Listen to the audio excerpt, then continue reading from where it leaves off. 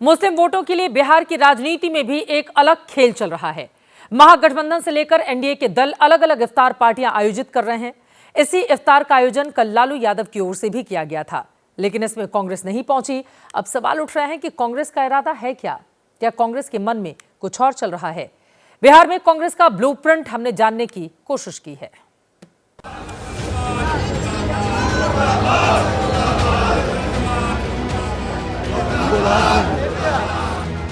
हरे रंग की टी-शर्ट में आरजेडी के विधायकों ने आरक्षण के मुद्दे पर नीतीश कुमार को घेरा।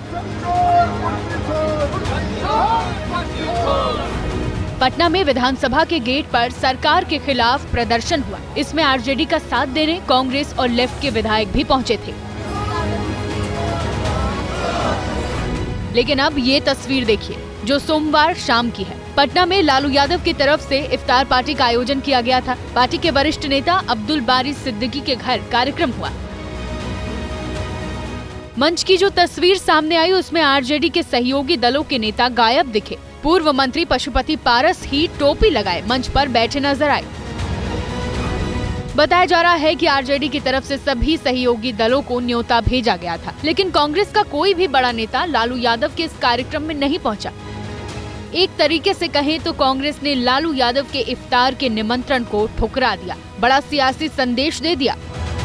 माननीय लालू प्रसाद जी इफ्तार की दावत तो दी, मगर कांग्रेस ने तो आकर भी न देखा, न सहयोगी न परिवार, कोई आपके कर्मों का भागीदार बनने को तैयार नहीं। असल में कांग्रेस के नेताओं की तरफ से लालू परिवार को लगातार इग्नोर किया जा रहा है। अंदर खाने माना जा रहा है कि बिहार में कांग्रेस ने जब से प्रभारी बदला है तब से आरजेडी के साथ रिश्ते खराब हो चले हैं। कन्हैया कुमार की नौकरी यात्रा और अखिलेश सिंह को प्रदेश अध्यक्ष पद से हटाए जाने के बाद से रिश्तों में कड़वाहट बढ़ती जा रही है। हालांकि कांग्रेस ने अब साफ कर दिया है कि बिहार विधानसभा चुनाव वो आरजेडी के साथ गठबंधन में ही लड़ेगी, लेकिन ये साफ नहीं किया कि तेजस्वी यादव का चेहरा सीएम उम्मीदवार के तौर पर उसे कबूल है या नहीं। असल में कांग्रेस की कोशिश अपने पैरों पर खड़े होने की है। सहयोगियों को ये संदेश देने की कोशिश है कि हमें हल्के में ना लें। दिल्ली में भी आपसे अलग होकर कांग्रेस केजरीवाल का खेल बिगाड़ चुकी है। हाल के दिनों में कांग्रेस ने जो किया है और कहा है उसको समझिए।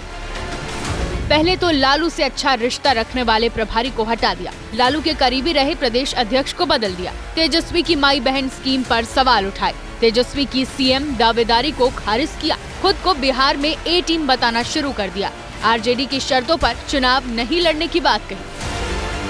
और कांग्रेस से आरजेडी की दूरी का सबसे बड़ा उदाहरण तो ये है कि राहुल गांधी ने जिन कृष्णा अल्लावरू को बिहार का प्रभारी बनाया है, उन्होंने आज तक लालू परिवार के किसी सदस्य से भेंट करने की जरूरत नहीं समझी है, जबकि 4 बार वो बिहार जा चुके हैं।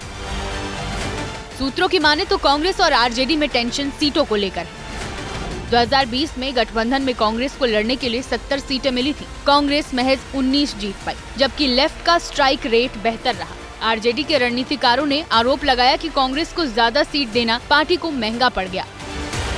आरजेडी की कोशिश कांग्रेस को बहुत ज्यादा सीट देने की नहीं है। यही वजह है कि कांग्रेस अपनी जमीन मजबूत करने में जुटी है और बिहार की राजनीति में जिन कन्हैया कुमार को तेजस्वी का प्रतिद्वंदी माना जाता है, उन्हें कांग्रेस ने पदयात्रा के लिए उतार रखा है।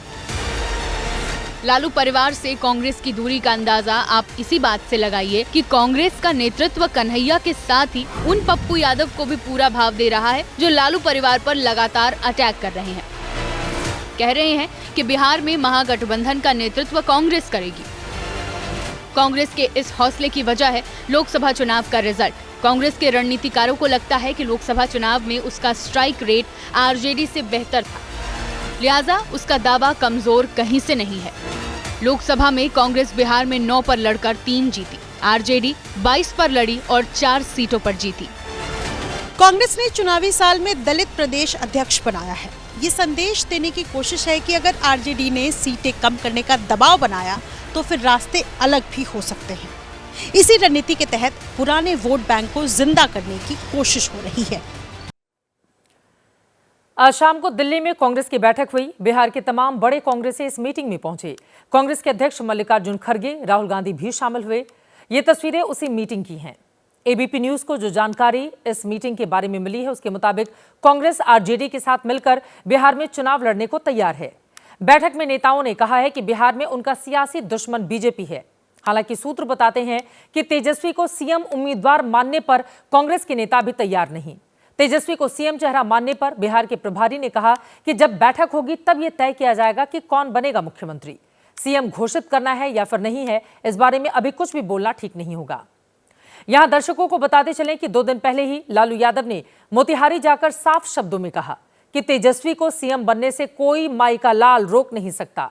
ऐसे में सवाल यह है कि क्या कांग्रेस की ओर से तेजस्वी को रोकने की कोशिश हो रही है या फिर कांग्रेस दबाव की राजनीति करके लालू यादव से अपनी शर्तों पर समझौता करने की तैयारी कर रही है।